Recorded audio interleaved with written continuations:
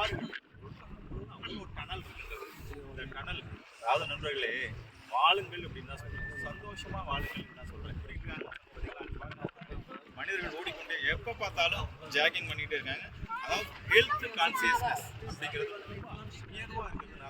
அதெல்லாம் நான் கேட்ட நண்பர்கள் சராசரி ஆயுள் சர்வசாரமா காரணம் என்னன்னு பாருங்க, எவ்வளவு ஹாப்பியா இருக்கு, சந்தோஷமா இருக்காரு, ஆனந்தமா இருக்காரு. என்ன அப்படின்னு கேட்டீங்கன்னா, அதாவது எப்படி பணம் சம்பாதிக்கின்றார்கள், எப்படி வாழ்க்கை கொண்டாட வேண்டும் என்பதற்கு மகிழ்ச்சியாக இருக்கிறார்கள்.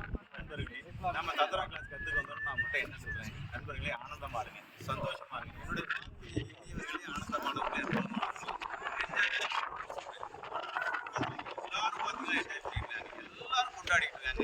எல்லார் முகத்திலும் ஒரு சிரிப்பு இருக்கின்றது, ஒரு ஹாப்பினஸ் இருக்கின்றது. வயதானவர்களும் சரி, யங்ஸ்டர்ஸும் சரி, எல்லாருமே வந்து பாத்தீங்கன்னா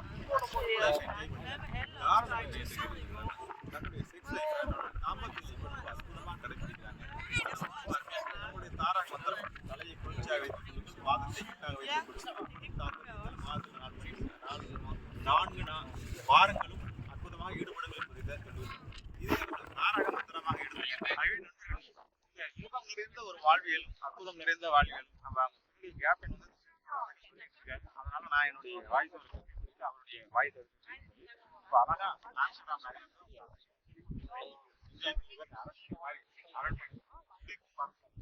அதாவது ராஜா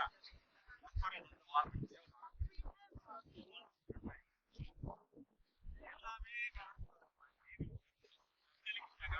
இன்னொரு பெரிய விஷயம் என்னன்னா, அதிகமான ஒரு வாழ்க்கையில வந்து ஒரு வெள்ளம் வந்துச்சு, அதான் டேம் அழகா மெயின்டைன் பண்றாங்க. அதாவது நீர்நிலைகள் எங்க உடனடியாக எல்லா இடம் பாத்தீங்கன்னா பெரிய நீட்னஸ், ரூல்ஸ் அண்ட் ரெகுலேஷன் ரொம்ப கண்டுபிடிக்கிறாங்க. எல்லாரும் அந்த அன்பை பரிமாறுங்க. நம்ம ஊர்ல ஒரு வாக்கிங் புதுசா வந்தோம்னா ரொம்ப கொஞ்சம் மூணு வச்சு அப்படி கிடையாது.